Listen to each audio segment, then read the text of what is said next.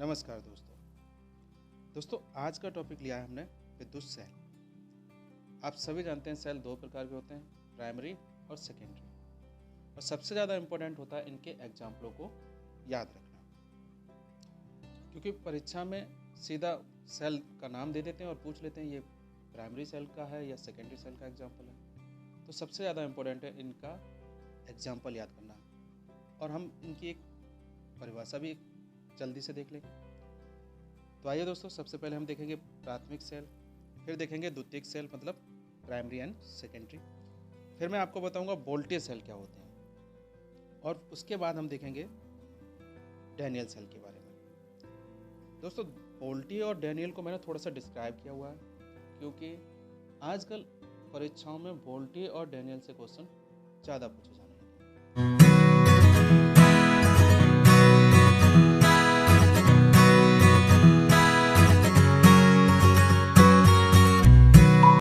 बात करते हैं प्राइमरी सेल मतलब प्राथमिक सेल या प्राइमरी सेल। तो क्या होते हैं ये?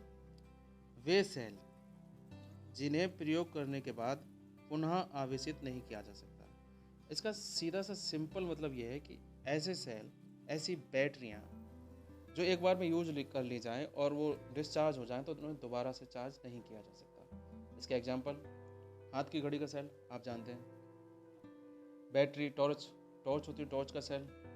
इन्हें अगर ये एक बार डिस्चार्ज होता है तो क्या हम इन्हें दोबारा चार्ज कर पाते हैं? फेंक देते हैं। तो ऐसे सेल जो पुनः आवेशित मतलब दोबारा से चार्ज नहीं किए जा सकते प्राइमरी सेल होते हैं। अब इसके जो परीक्षाओं में एग्जाम्पल पूछे जाते हैं उन्हें आप देख लीजिए। पूछ लेगा सूक्ष्म सेल किसका एग्जाम्पल है, प्राइमरी सेल का या सेकेंडरी सेल का? डैनियल सेल को पूछ लेगा। तो आप याद रखेंगे कि सूक्ष्म सेल और डैनियल सेल दोनों प्राइमरी सेल के एग्जाम्पल हैं। अब देखते हैं द्वितीयक सेल। द्वितीयक सेल मतलब सेकेंडरी सेल।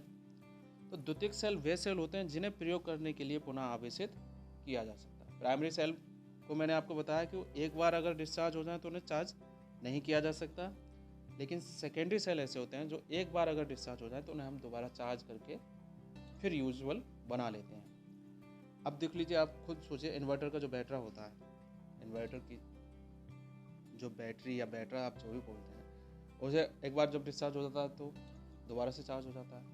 या फिर कार, बाइक में यूज होने वाली बैटरी, जो बैटरी को सेल बोलते हैं।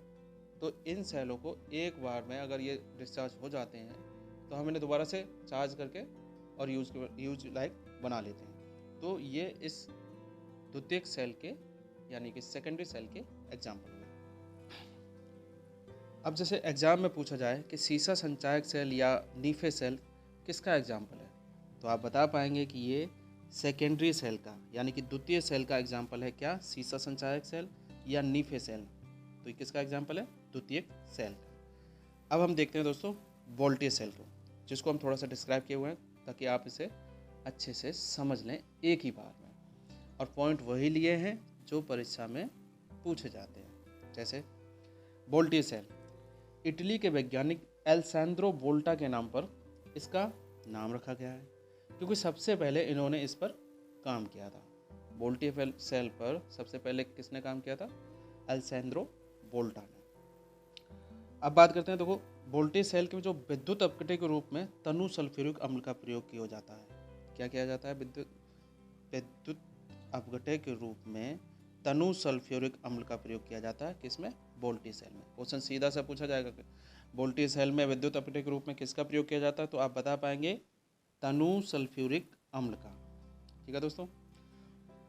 अब बात करते हैं इसमें धारा का प्रवाह किधर की तरफ होता है, तो धारा का प्रभाव तांबे की छड़ से जस्ते की छड़ की तरफ होता है। किस ओर होता है? तांबे की छड़ से जस्ते की छड़ की ओर। ठीक है दोस्तों। कैथोड की छड़ों पर जस्ते की तथा एनोड की छड़ों पर तांबे की परत चढ़ाई जाती है। अभी क्वेश्चन सीधा ये पूछता है कि वोल्टेज सेल में कैथोड की छड़ों पर किसकी परत चढ़ाई जाती है, तो आप इस लाइन को देखो, कैथोड की छड़ों पर किसकी? जस्ते की, और एनोड की छड़ों पर किसकी?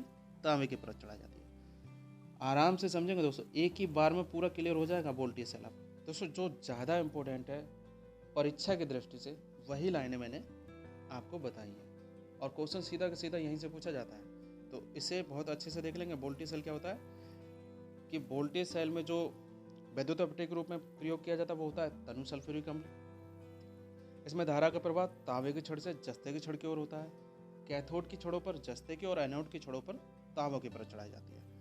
अब इसका जो एग्जाम्पल देख लें तो लेड अम्ल बैटरी होती है। जो लेड अम्ल बैटरी होती है वो वोल्टीय सेल की एग्जाम्पल होती है। क्या? लेड अम्ल बैटरी। अब हम देखेंगे डैनियल सेल।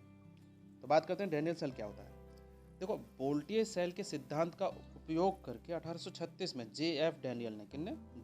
डैनियल ने इसका आविष्कार किया था। इसका सीधा सा मतलब कि वोल्टीय सेल पर जब अल्सांद्रो वोल्टा ने जो बना दिया वोल्टीय सेल, उसके बाद उन्हीं के सिद्धांत पर काम किया कि उन्होंने जे.एफ. डैनियल ने, और इसे और आगे लेके एक नया मॉडल तैयार किया। अब उस नए मॉडल का नाम क्या रख दिया गया?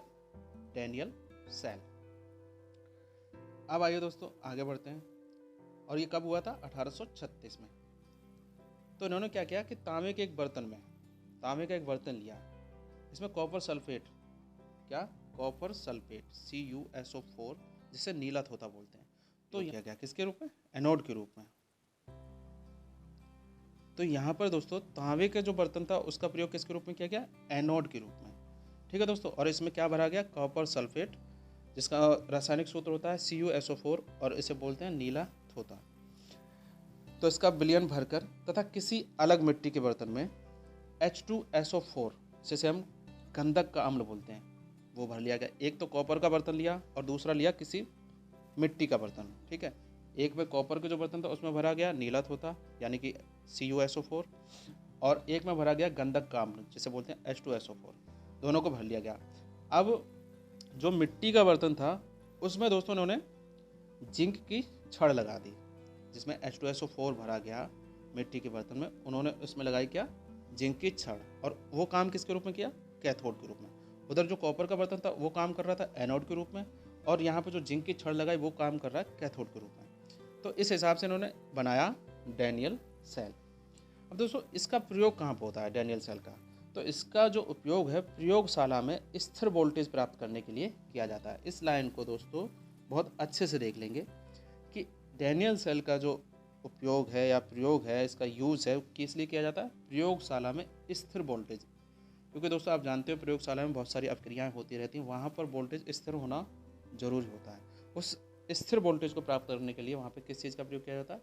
डैनियल सेल का। और दोस्तों मैंने आपको पहले ही बताया था डैनियल सेल जो है प्राइमरी सेल का एग्जाम्पल है।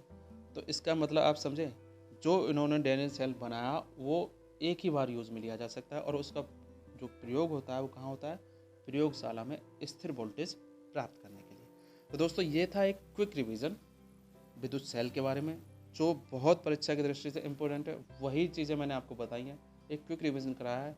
तो दोस्तों आपको कैसा लगा मेरा ये वीडियो?